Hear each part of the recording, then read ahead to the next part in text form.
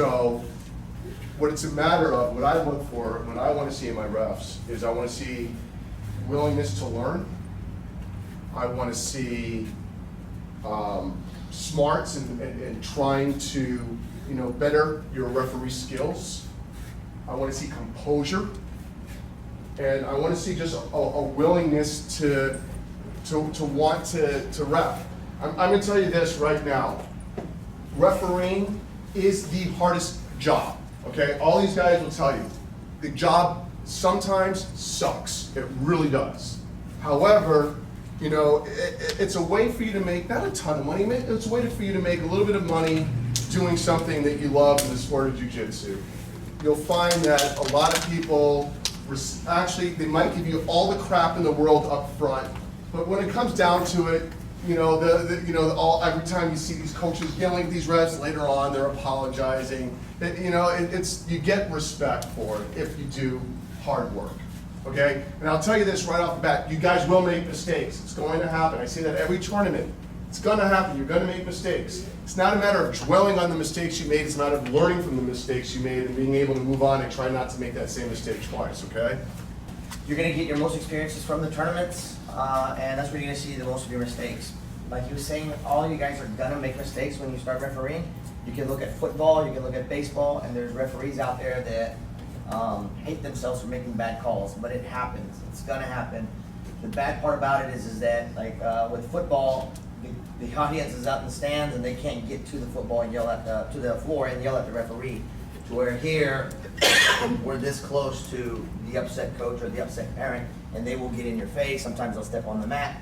The best thing to do in that situation, in my opinion, is to acknowledge the individual and let them know, hey, I have to move on to the next match. If you would like, I can get Brett over here for you. I can get Fadi over here. I can get Eddie over here, and have them talk to you. But I need to get on to the next match.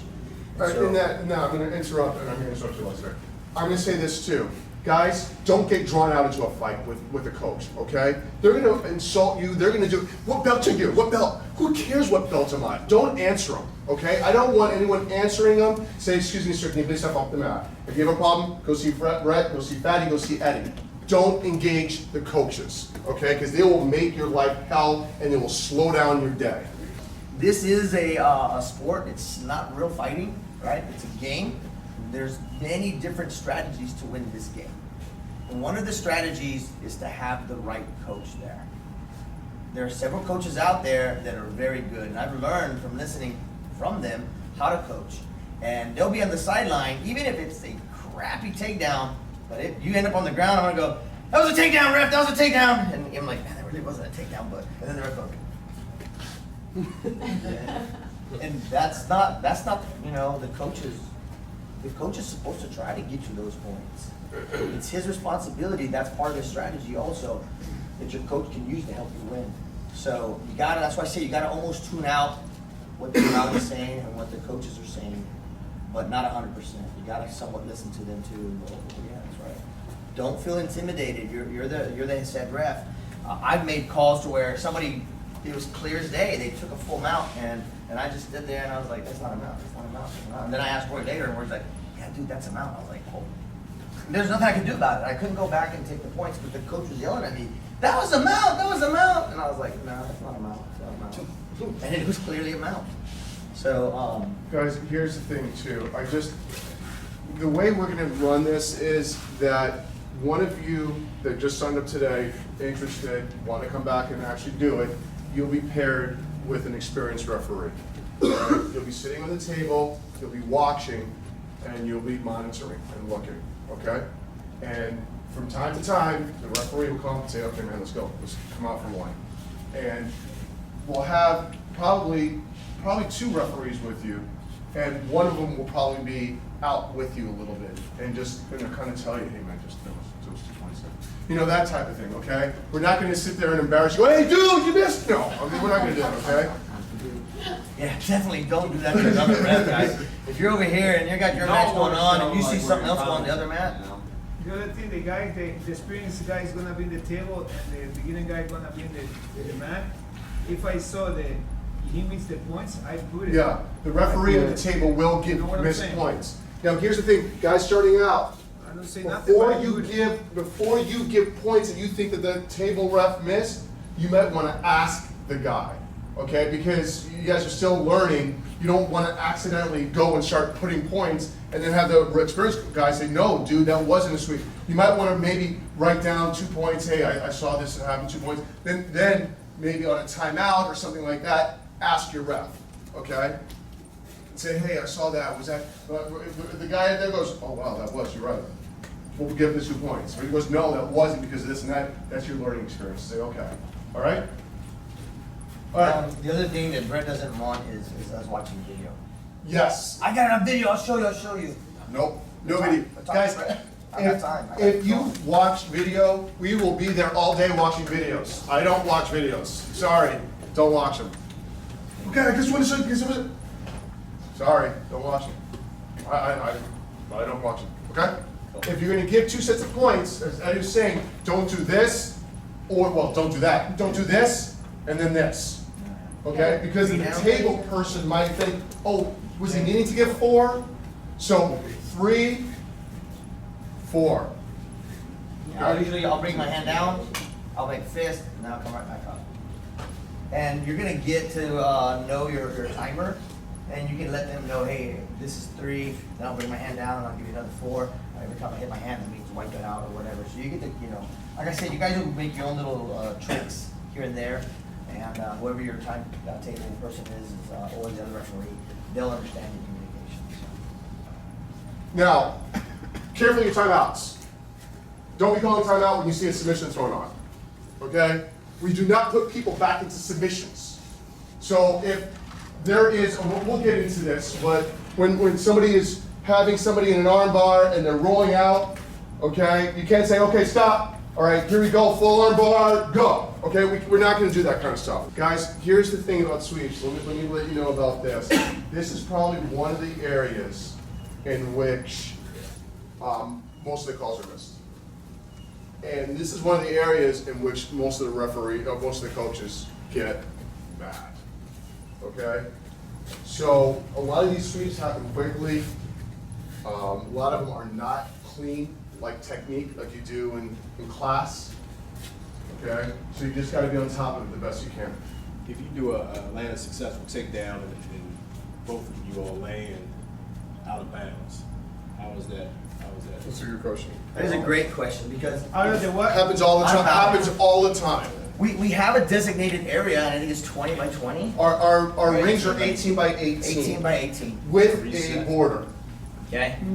I think it's referee call. It's the referee's call, definitely. It's just going to depend, because there's going to be times where I'm going to let it go out of bounds, and then the coach is going to complain, dude, that was out of bounds. How are you giving those points? Man, it's my decision. I get to decide. I'm the referee.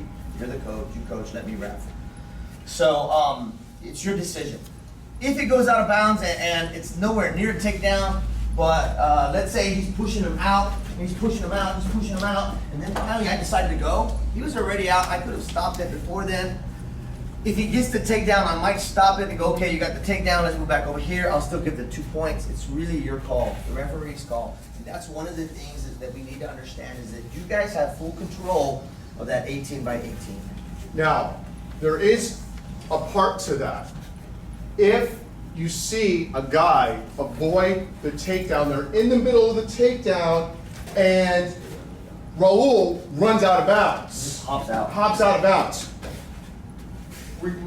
Are we calling that a takedown, or are we calling that minus I'm points? giving it a takedown. 2 points. We're giving them the 2 points on that one, okay? Because that's literally avoiding the takedown. You're deliberately running away out of bounds. I'm gonna give you the takedown. It's different if the I'll bring guy, you back to the center and have you guys start again. it's different if the guy way over here and he grab me and I go with him and I try to fight with him. And I go outside and I still fighting and he take me down. I think it's not takedown. No takedown. We start again We because start- I'm fighting for that. Yeah. But you guys should know, you guys will be able to see the difference of what's a fight and what's a real avoidance of a takedown. Okay? If there's another mat on that side, I'd more than likely let that takedown happen outside of bounds. But if we're getting close to the edge, let's say I'm on the edge mat, mat number 10 or 1 or whatever, and this is nothing but concrete over here and spectators, I would stop it before Before it gets, So yeah, guys, remember, safety is number 1, okay? that's what's the most important thing. You are somewhat responsible for the two guys in here competing, okay? So those 18 by 18, like I said, you're responsible for, and when those guys step in here, you're responsible for them. They're gonna do their thing, and injuries are gonna happen. We don't want them to happen, and that's why the referee is there. That's what determines what is that, a jiu-jitsu match and a massacre, is the referee. That's what he determines. Okay, so Roy gets an arm bar, okay? Guys, this is out of position, okay? This is in position. I can see his arm, I can see his face. Okay, if the guy is gonna tap, he's probably gonna tap somewhere up here. I can see it. I can't see it. I can't see his face, I can't see his arm. Okay, does that make sense? Now, if I know it's getting close, I can do this. If I'm here, I can start getting close. Guys, what I want is tap. That's how you're stopping the fight. Oh, whoa, whoa, whoa. That's you stopping the fight. Okay? So if I start seeing it go, and I know I'm looking, and he starts tapping, guys, I'll go, ho, ho, stop. Okay? Now, I will say this. There has been mistakes made where he wasn't tapping. He was moving his arm or something like that. Sorry. I thought it was a tap. It looked like a tap to me. Match is over. Okay?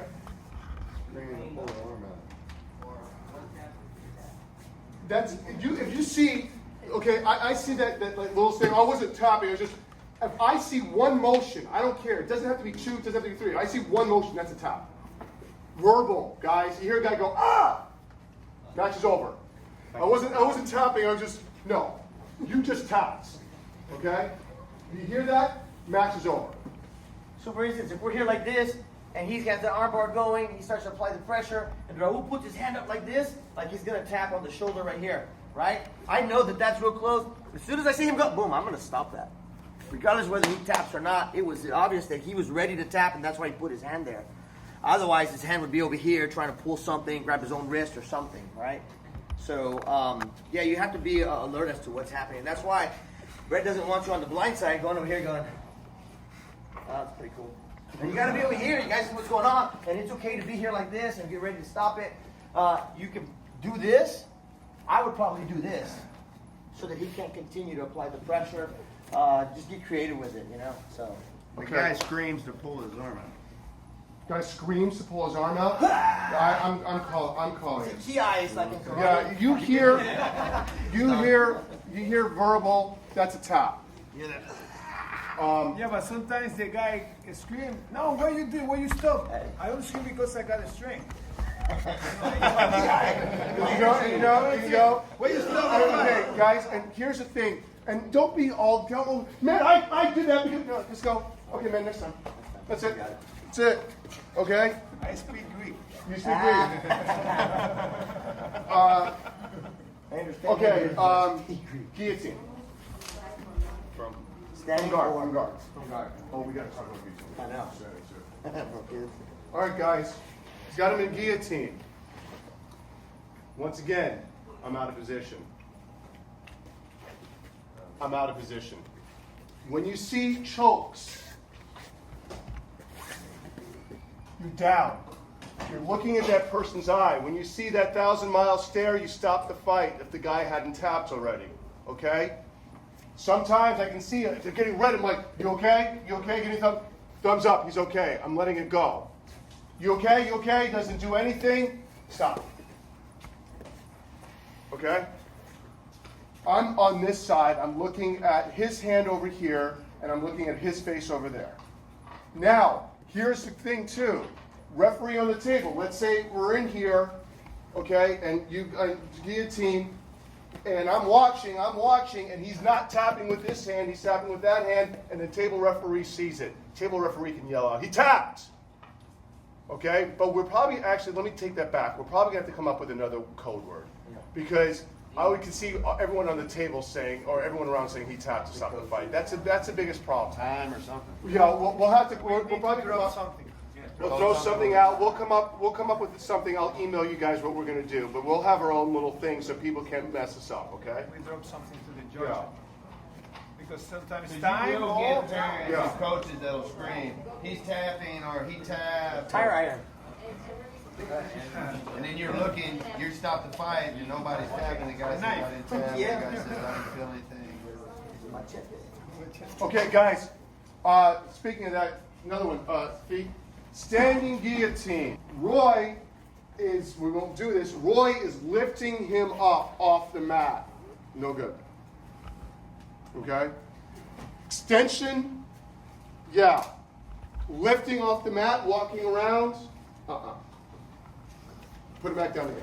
Got it, Tom, put him down. Okay? There's way too many injuries that's going to happen. And by the way, we're taking out standing guillotines for kids. Kids standing guillotines is out. Okay?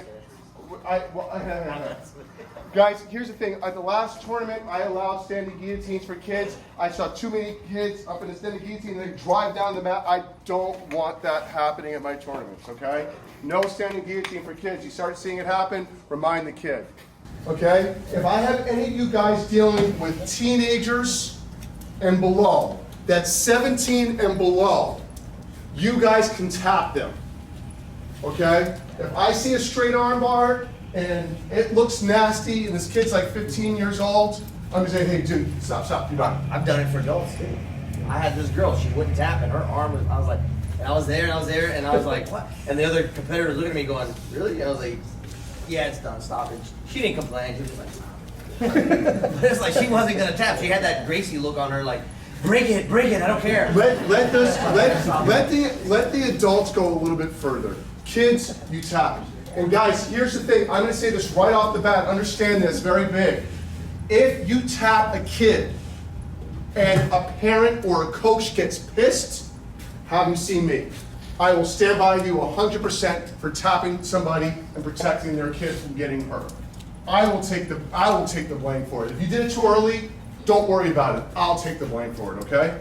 I'd rather you be more cautious with their well-being than, I hate to say it, a medal, okay? It's not worth it. It really is not worth it. There's no money on the line. Well, some of the tournaments are money on the line. But for the most part, there's no money on the line. Not with kids. It's not worth it. Parents decides to put their kid in with the adult divisions. That means that they have agreed to go with the adult division rules. Right, so you're not gonna tap teams out. That's your discretion. Now, that's the discretion of the referee. The referee wants to save him, he can. But I'm going to say that we're going to try to discourage as much as we can for teenagers going with adults. I mean, I'm sure everyone saw that disgusting video of that kid getting paralyzed, and I don't want that at one of my tournaments. Okay, so we're going to try to discourage that as much as possible from now on. There should be plenty of a competition in their brackets and with their stuff. So here's the number one thing I'm going to ask from you guys is, if you guys choose to work for me after this is over, I expect punctuality. Okay, I say be somewhere at 8:30. Don't show up at 8:45. It's not acceptable. I have to keep with a strict schedule for my tournaments. I expect my staff to keep to a strict schedule with me. Okay. I'm glad I have this opportunity to tell you now that I'm not yelling at right before a tournament. So I'm going to say this now. The new structure that I'm going to have in place is a minimum of 2 refs per table. Okay. So the referee who's in the middle of the mat gets to switch back and forth with the referee on the table. That means that your duties are literally, you don't have to work as hard standing up on your feet all day. So that also means that when I turn around and I say, where's so-and-so, and say, oh, so-and-so went to the bathroom. But so-and-so didn't tell me that they were leaving. Unacceptable. All right? It's the thing that slows down a tournament and the thing that makes a tournament crappy is waiting. And if I have a down mat that's not running, that means somebody is waiting. That's not acceptable. Okay? So here's the deal. If for whatever reason you have to leave a table, there's going to be 3 people that you can contact and talk to about that. It was myself, Fatty Corey, who's not here and you'll meet, and Eddie Avalar. Those are the three people that if you don't tell either one of us that you have left and you were just gone, then I'm gonna have to get rid of you. Okay, I know that sounds harsh, but it's a business. This is not, this is not play, okay?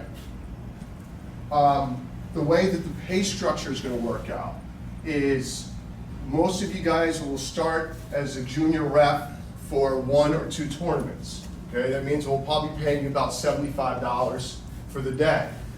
When you expand to a full-time ref, you'll be bumped up to $175.